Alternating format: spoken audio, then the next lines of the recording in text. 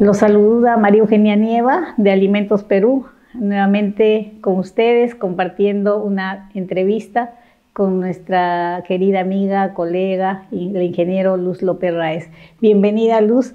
Esta vez te tenemos en estos estudios a fin de conversar. Tú sabes la alegría que me causó que hayas aceptado esta entrevista por el tiempo que nos conocemos, no queremos decir cuántos años, pero son muchos, y hemos estado siempre abocados a difundir nuestra carrera, a hacer el servicio que es necesario para la comunidad, cada una en nuestras instituciones y en nuestro colegio de ingenieros. Bienvenida, Lucita. Ella es ingeniero pesquera. Cuéntanos tu trayectoria, Luz. Vale, gracias, María Eugenia.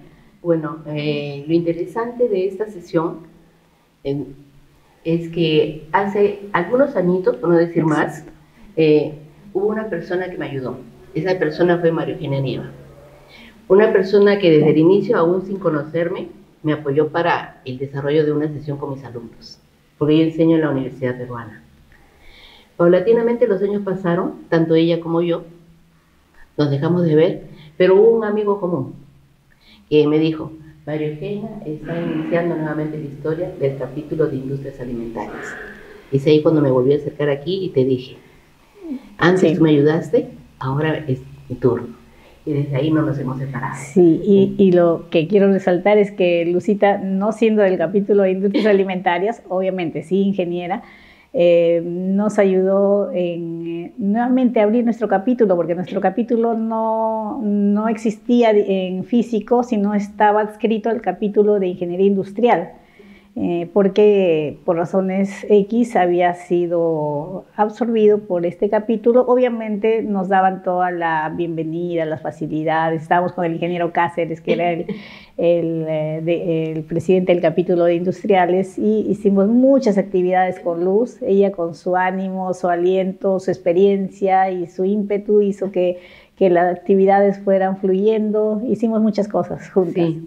Sí. Lo interesante de esta unión, que se convocó en un periodo en el cual inicialmente no nos conocíamos, fue que se unieron esfuerzos que hicieron posible sacar adelante la historia de lo que es actualmente el capítulo de industrias alimentarias, ingeniería alimentaria y afines.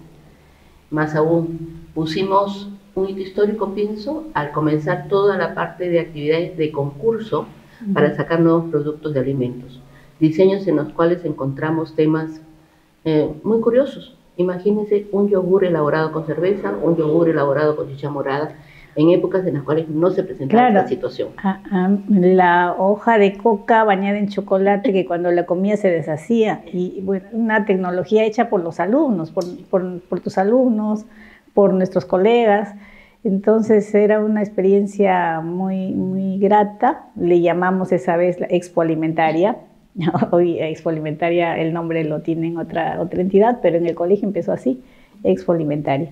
Sí, Lucita. Lo interesante es que todo tiene un origen, y ese origen puede empezar con una persona. Los sueños no se dan porque en un momento determinado solamente un ser humano lo idea, sino porque un conjunto de seres humanos comenzamos a soñar en una meta, y con ese esfuerzo común llegamos a cumplirla. Y éramos un grupo de ingenieras, la mayoría mujeres, no quiere decir que no haya hombres, pero también la mayoría éramos mujeres, y lográbamos sin recursos económicos conseguir los premios, etc. Es una experiencia que bien Luz nos hace recordar, pero esta experiencia está ligada a la otra que tiene Luz con su trayectoria en la educación.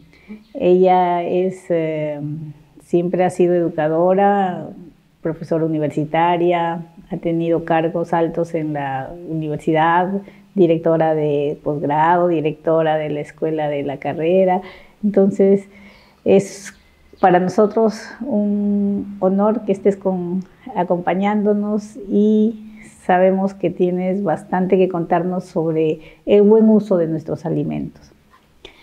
Bueno, creo que acá es conveniente manifestar algo. Alrededor del año 83 fui becada por la Agencia Japonesa de Cooperación Internacional que actualmente se conoce como YAICA.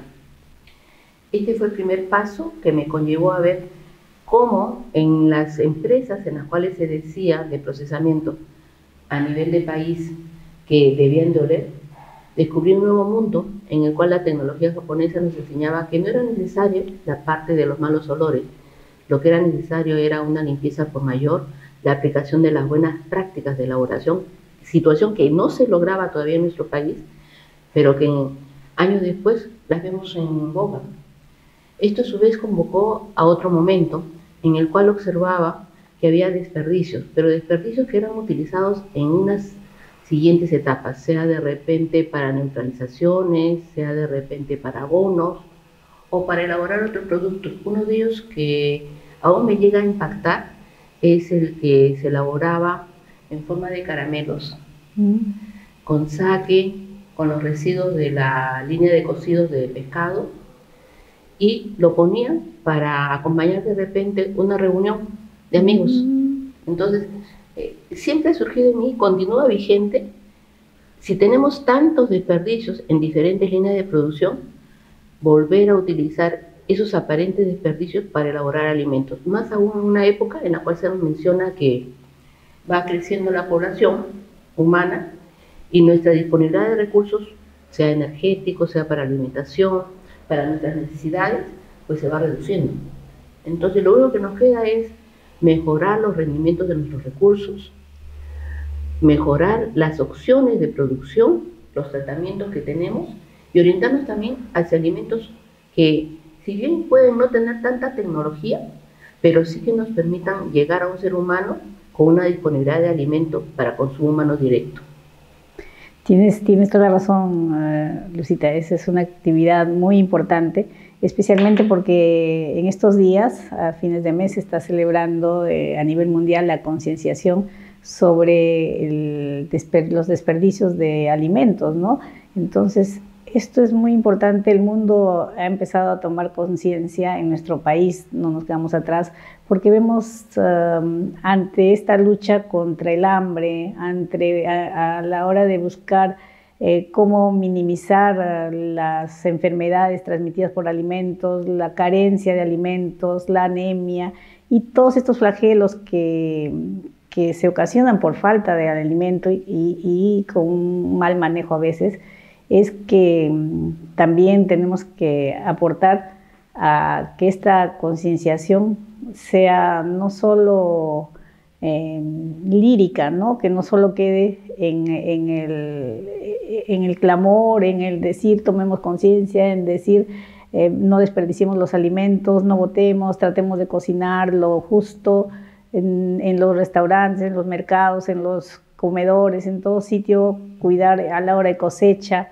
no hacer que se maduren demasiado y luego eliminar a la hora de transportes, que las carreteras lleven los alimentos y no se queden por falta de transporte o también por el exceso de costos. A veces transportar un alimento para el productor es más caro que cosechar. Entonces se ven obligados a dejarlos en la chacra y se pierde también ahí el alimento. Entonces hay muchas formas de perder estos alimentos, de hacer que se conviertan en desperdicio, pero yo sé que con tus alumnos, con experiencias, ustedes han logrado usar muchos subproductos. ¿Si nos puedes contar algo al respecto? Bueno, enfoquemos nuevamente esta situación. Si bien la historia empieza alrededor de los 80, en los 90 tuve la oportunidad de ingresar a un rubro en el cual todavía no me había animado, que era el de las golosinas. Entonces, ahí hubieron dos convergencias. Una, la del conocimiento de deshidratación osmótica, que era lo que había aplicado en la beca de la Agencia Española de Cooperación Internacional, que básicamente consiste en ir aumentando las concentraciones de sólidos solubles en jarabes, por ejemplo, podrían haber sido también productos salados, y poner una materia prima en contacto, en diferentes formas. Y por el otro lado, venía la información de que ante tanta falta de nutrientes era necesario incorporarlos de alguna manera en forma más directa hacia los recursos. Y ahí viene la siguiente etapa, de fortificación. Tuve el gusto en ese periodo ya de retorno al país de reunirme con dos jóvenes, Estas dos jóvenes tenían dos características, una perseverancia y la otra referida a no tengo temor a lo que viene. Y en ese no tengo temor a lo que viene, eran capaces de enfrentar los retos que se nos iban dando. Por ejemplo, un periodo en el cual desconocíamos cómo sacar una mermelada que fuera de bajas calorías para nuestra realidad, con materias primas de nuestra realidad. Otra, de repente incorporar el maracuyá para la elaboración de las láminas de los alfajores. Seguíamos trabajando y por ahí, justo con lo que está hablando María Eugenia, ¿y qué pasa con esta sangre? Que inicialmente se estaba eliminando a través de los desagües, pero que tenía una oportunidad de trabajarse para la incorporación hacia el procesamiento de alimentos. Entonces empieza el trabajo con hierro. Paralelamente conocíamos que había una deficiencia en la alimentación por el calcio. ¿De qué se nos ocurre trabajar con el calcio? Y un aspecto muy bonito fue, oye, tenemos una pasta conocida, los mazapanes. Lógico, no podíamos elaborarlo con almendras porque este estudio se realizaba con una universidad pública. Esta universidad pública es la Universidad Nacional Federico Villarreal, y en ella nos dijimos, almendras a alto el costo, tenemos que reducir entonces los precios, y ¿qué es lo más afín? Maní. Entonces trabajamos con maní, la masa es similar a la que corresponde a de las almendras, y ahí viene la incorporación con calcio. Siguió pasando el tiempo, nos dimos cuenta que se podía trabajar con hidrolizado de pescado. Quiere decir esto que con aquellos remanentes de las líneas de producto fresco, esa podía ser una alternativa. El tiempo siguió pasando y recordemos, uno de los problemas es alimentación en niños. Entonces, ¿qué es lo que les agrada a los niños? Los dulces. Claro. Ustedes me dirán, produce caries. Sí, correcto, produce caries. Pero ahí teníamos que valorar cómo acercar un valor nutricional mayor para esos productos que agradan a las criaturas. Entonces, una de las temáticas fue ahí justo lo que comenté, la incorporación de los hidrolizados de pescado. Pero había que hacer pruebas, no solamente en niños, sino también en personas mayores. Y las personas mayores eran los estudiantes universitarios. Claro. El tema fue de que los estudiantes universitarios comenzaron a darse cuenta que mi línea se orientaba a aprovechar los recursos marinos. Y llega un instante en el cual, como año tras año estaba desarrollando ese trabajo, los chicos me decían, eso tiene pescado, eso tiene pescado. Y lamentablemente hay un prejuicio, incorporar el pescado a nuestra dieta. Y varios de los que iban a ser mis posibles panelistas desaparecían. Entonces por eso es que comienzo a trabajar más con las criaturas. Y una de las anécdotas muy bonitas de ese momento de vida es que los niños me decían, ¿por qué él tiene más chocolates que yo? Entonces yo les comentaba, pero si tú puedes pararte y coger más chocolates también. Y a los niñitos yo observaba de esa manera cómo les iban agradando un producto u otro diseño de producto. Claro, solitos ellos cogían el que les gustaba. Y Sí. el chocolate no tiene pierde, ¿no? No tiene pierde. Entonces, Pero llega un momento crucial. ya. Y ese fue crucial porque nos llegó la pandemia. Entonces todo ese enfoque de trabajos experimentales dijeron adiós. Mira, y luego también nos interesa mucho el del maracuyá que estabas comentando, de la cáscara de maracuyá que se elimina, pero ustedes la usaban, incluso hasta han hecho degustaciones, he participado en algunas. Entonces felicitamos todo ese trabajo que hacen y todas esas iniciativas que hacen en laboratorio, con ciencia, probando y haciendo que esto se valide, ¿no? Entonces tenemos futuros productos, sabemos que la industria alimentaria es cíclica, es variada, y te agradecemos porque nos recuerdas todo eso a todos los que estamos escuchándote y viendo. Nos gustaría seguir conversando, pero el tiempo es nuestro enemigo y te comprometemos a estar con nosotros en otra ocasión, Lucita. Va a ser un gusto seguir conversando, que nos cuentes qué otros productos más han hecho, especialmente el maracuyá, que sé que hay un gran trabajo ahí, hasta han hecho la investigación de dónde pueden conseguir estos desperdicios que nosotros lo llamamos, ¿no? Porque no se usa, solo usamos lo comestible y lo demás se queda. Y eso es lo que ustedes han usado. Entonces, si Será un te gusto, quieres despedir, Bueno, dando su María mensaje. María Eugenia, te agradezco nuevamente la invitación que me formulaste. Y el tema es no perder las esperanzas, perseverar, continuar. Y como dijo Arin, adelante.